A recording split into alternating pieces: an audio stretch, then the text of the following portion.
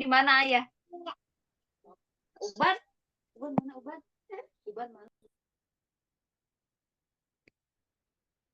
Oke, kita ke nomor 1. Jadi, untuk setiap bilangan bulat X didefinisikan. Nah, ada kayak suatu operasi bentuknya dalam kurung kayak gini. Terus, kalau X-nya ganjil, kita pakai rumus yang ini. Nah, tapi kalau X-nya ini genap yang tidak negatif atau positif, kita pakai rumus yang ini. Nah, kalau X-nya ini genap tapi negatif, kita pakai rumus yang ini. Jadi, ini kan yang ditanya itu 1 dikurangin sama dalam kurung 2 kayak gini ya kan? Nah, kita harus hitung yang ininya nih. Oke? Biar tahu hasil pastinya gitu. Kan kurung 2. Nah, karena 2 ini tuh bilangan genap, tapi positif, maka kita pakai rumus yang ini. Tinggal ganti si X-nya ini dengan angka 2 ini gitu. Jadi 2 kuadrat ditambah 2 dibagi 2. Ini kan 4 tambah 2 bagi 2. 4 tambah 2 itu 6, bagi 2 itu 3. Nah, jadi hasil dari yang dalam kurung 2 ini itu 3. Maka tinggal kita ubah nih dari yang ini ke bentuk ini. Nah, kan 1 kurangin 3 itu minus 2. Nah, karena minus 2 ini bilangan genap tapi negatif, maka kita pakai rumus yang ini. 2x kuadrat ditambah 1, ganti x-nya dengan minus 2. 2 dikali sama minus 2 kuadrat ditambah sama 1. 2 dikali sama minus 2 pangkat 2 itu adalah 4 tambah 1. Ini kan 8 ditambah 1 sama dengan 9. Udah yang E hasilnya. Paham? Ada yang mau tanya nggak? Ini tuh kayak sama loh, kayak fx gitu. Cuman karena ini UTBK kayak dibikin lebih unik lah bentuknya. Ada yang mau tanya?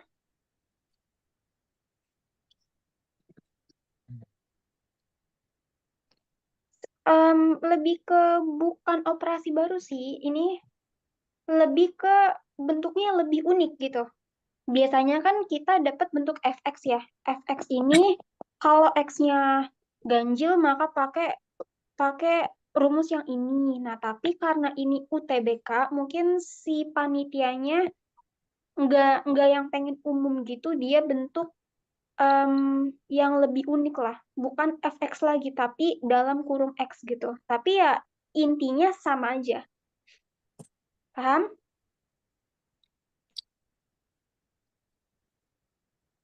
Nah, Tuhan. terus sekarang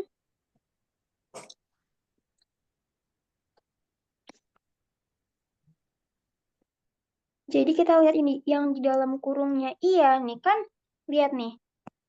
Kalian lihat bentuknya ya. Wait.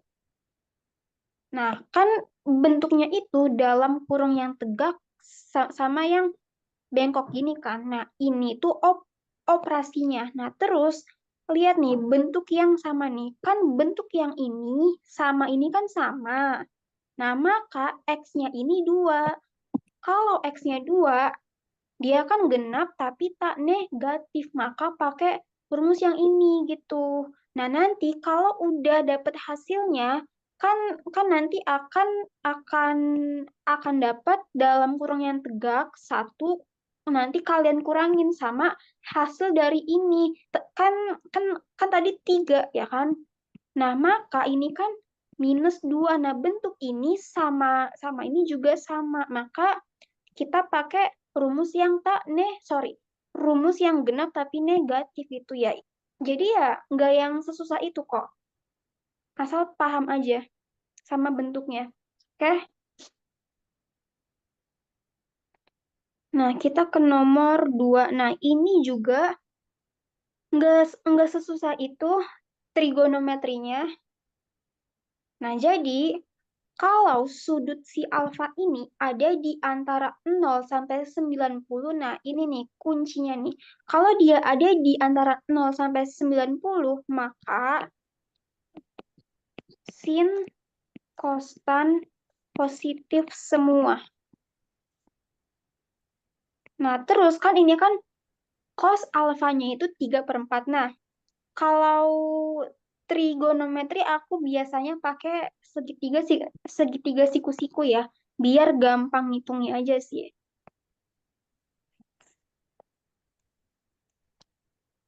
Nah, ini kan sudut alfa. Karena cos, ingat kalau rumus cos itu sisi samping dibagi sama sisi miring. Nah, sisi samping itu ya ini, sisi samping sudut. Jadi ini kan 3, kalian bagi sama sisi miringnya itu ya 4 yang di sini. Nah, maka untuk yang sisi depan ini, sisi depan sudut yang ini, sisi depan, ini kan tinggal kalian pakai Pitagoras. Jadi tuh akar dari 4 kuadrat dikurangin sama 3 kuadrat. Ini kan 16 dikurangin sama 9. Hasilnya itu adalah akar 7. Ini untuk sisi depannya. Nah, sekarang kita lihat nih. Oh ya, ini kalian menurut aku beruntung karena masih tipe soal yang kayak gini. Yang bentuknya ini. Karena kalau kalian dapet tipe soal, kayak disuruh nentuin berapa pernyataan yang benar. Nah, itu susah karena harus ngecek satu persatu. Dan itu banyak di zaman aku. Untuk di zaman kalian ini masih gampang, sumpah. Karena kalau misal satunya ini salah, kalian bisa langsung cek ke 2 sama 4 tanpa ngecek yang 3-nya. Itu. Jadi, ya ada hal yang harus disyukuri lah. Oke, kita cek nomor 1 dulu ya. 1 ini kan sin alfa sama dengan 4/7. Nah, kalau sin itu rumusnya adalah sisi depan, kalian bagi sama sisi miring. Sisi yang depan itu adalah akar 7. Terus sisi miringnya itu 4. Maka yang satu ini salah gitu. Nah, kalau satu salah, kita cek nomor 2 nih. 2 ini tangen 90 min alfa. Nah, ini nih yang agak sulit karena kalian nih kayak harus tahu. Bentar, tadi aku udah nyari. Nah, kalian harus tahu rumus ini nih. Ini agak too much emang. Nah, jadi kalau tangan 90 dikurangin sama suatu X. Nah, itu nanti hasilnya akan kotangen X. Jadi, kalau ada bentuk tangan 90 min alfa, ini akan sama dengan kotangen, atau aku seringnya nulisnya itu kot ya. Kotangen alfa. Bentuk ini akan sama dengan ini gitu. Nah, terus nih kalau misal sinus 90 min A, nanti ini akan jadi cos alfa gitu. Paham ya? Ini aku nggak ngasih tahu asal-usulnya dari mana karena trigonometri trigonometri itu kayak advance banget loh. Susah buat dicerna menurutku. Oke, jadi terima dulu aja. Iya, ini kuadran 1 kan, tapi kan kalau kamu asal terima gini aja, kan wajib dihafalin ya kan? Nah, kan ini kan banyak nih kuadran mana tadi? Kuadran 1, 2, 3, 4. Ini kan susah buat dihafalin dan kalau misal aku kasih tahu kenapa bisa kayak gini dan itu tuh susah buat dicerna. Menurut aku ya, karena emang untuk materi ini memang susah aja sih. Ini aku sempat nulis kok semua rumus trigonometri. Nah, kalau kotangan itu intinya kebalikan dari bentar, sin kostan, kosekan, sekan. Oh iya benar. Kebalikan dari tangan. Nah, jadi kan kalau rumus tangan itu kan sisi depan dibagi sama sisi apa? Sisi samping. Ini rumus tangan. Nah, kalau tangan ini kebalikannya. Jadi sisi samping kalian bagi sama sisi depannya. Nah, kan sisi sampingnya itu adalah 3. Jadi 3 kalian bagi sama sisi depannya itu akar 7. Sorry. Salah. Iya deh bener. Maaf, maaf, maaf. Jadi 3 akar 7 ini hasilnya. Jadi yang 2 ini benar. Nah, kalau satu ini salah, terus 2 benar, udah pasti 3 salah gitu. Sekarang kita tinggal cek nomor 4 aja. 4 ini tangan A. Nah, kalau tangan A kan sama kan kayak kebalikan dari tangan. Jadi nih yang sorry bentar. Jadi kalau tangannya itu 3 per akar 7, maka si tangannya ini akan akar 7 per 3. Jadi yang 4 ini benar. Maka jawabannya itu yang C. Paham? Ada yang mau tanya nggak?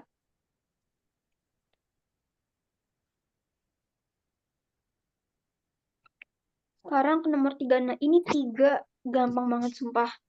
Jangan sampai nggak bisa jawab. Ini kan 4 bagi 1/2. Kan sama kayak 4 dikali sama 2/1. Hasilnya adalah 8, ya kan? Nah, maka si 8 ini akan sama dengan akar T. Nah, ingat yang pernah aku bilang. Akar, kalau kita pangkat 2, dia kan pasti si akarnya akan hilang.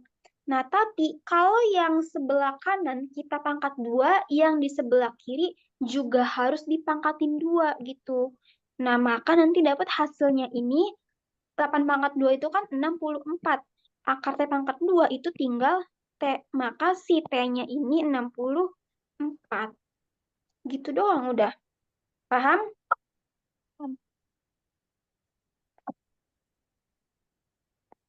Ada yang mau tanya nggak? Kalau nggak ada, aku lanjut ke kalau dijadiin 2/1 terus jadi dikali. Ini kan nih kan 4 bagi 1/2. Nah, ini kan kayak tinggal kita kali balik ya kan? Wait, tinggal kita kali balik. Jadi 4 kita kali sama 2/1 gitu. Udah kalau sesimpel ini aja. Oke, ke nomor 4 nih. Grafik fungsi fx sekian dan gx sekian akan berpotongan di 2 titik berbeda. Nah, kalau dia berpotongan di dua titik berbeda, ini artinya nanti titik potong X-nya ini ada 2 gitu. Nah, jadi tuh titik potongnya itu ada di titik K dan titik L. Nah, terus garis M ini melalui kedua titik itu. Yang ditanya gradien garis M-nya ini berapa? Gue lupa lagi rumus kayak begini. Tolong di-mute ya. Oke. Nah, jadi kita cari tahu dulu titik potongnya ya, sebentar. Ini mode-nya di mana ya?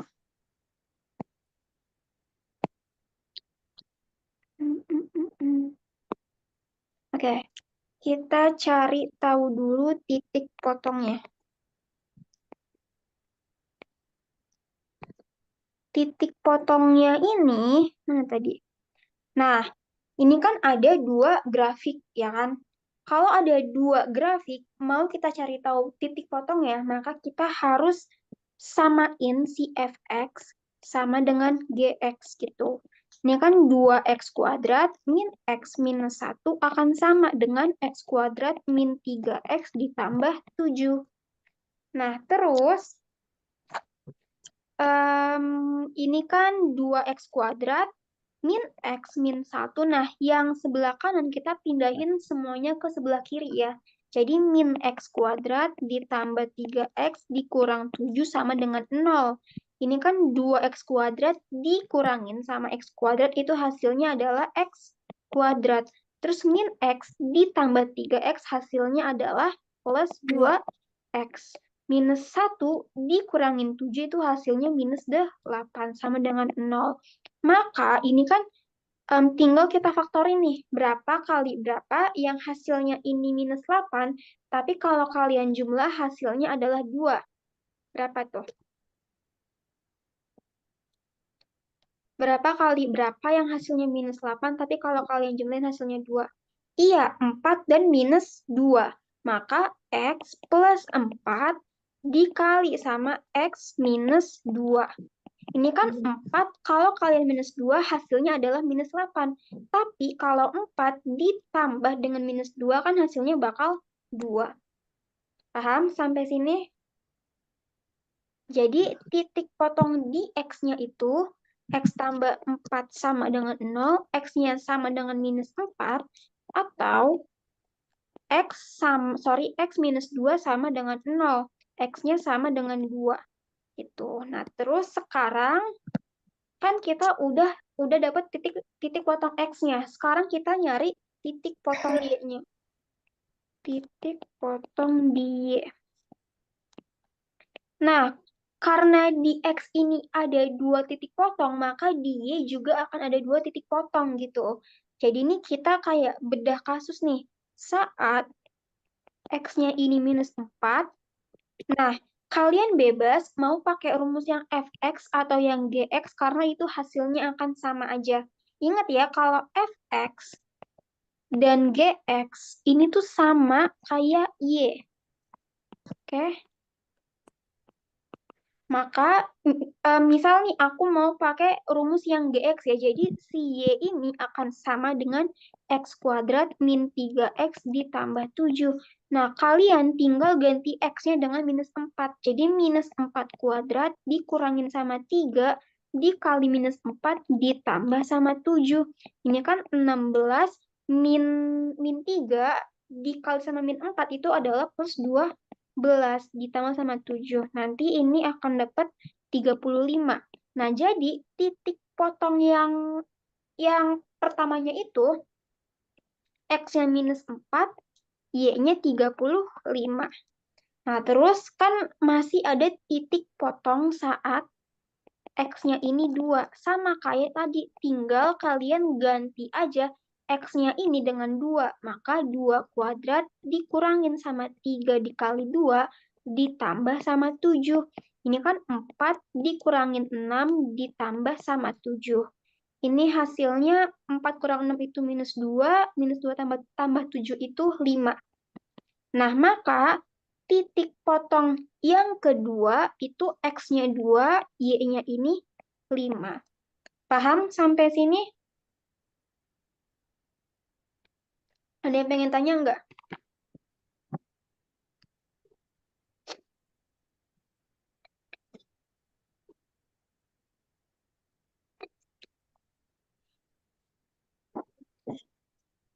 Oke, kita lanjut dulu.